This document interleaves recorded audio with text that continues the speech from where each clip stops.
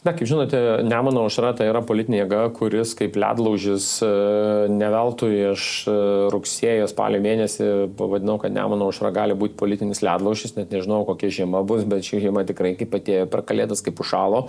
Iki pat dabar mes turim 40-70 vietomis, bet realiai 40-55 storio ledas Kuršių mariose yra, Nemune viskas yra ledų padengta, Neris irgi matom.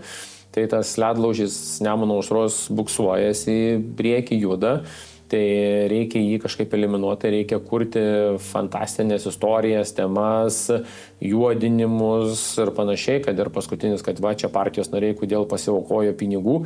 Tai taip išeina, kad Žemaitaitis būdamas, kuris įkūrė politinę partiją Nemuno aušra su kolegomis, kurie tikėjo, kad Nemuno aušra bus, mes pasirodo net negalim prasifinansuoti patys savęs, pasak tų visų šarlatanų.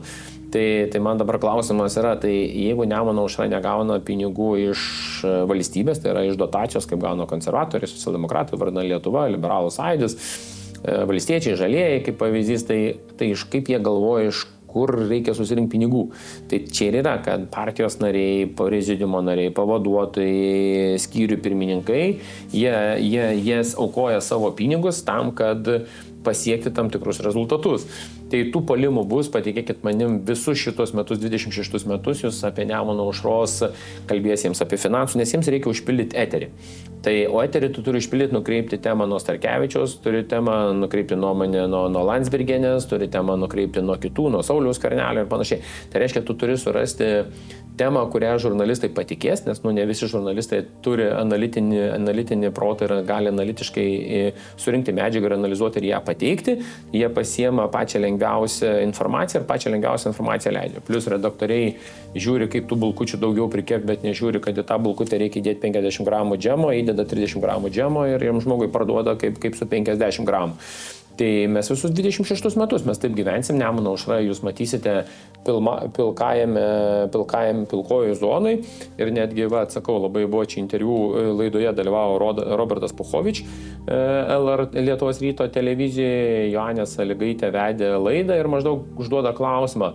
Tai gal galit pasakyti, Robertai, ką turi Žemaitaitis pridirbti tokio, kad jį išmestumėt iš partijos?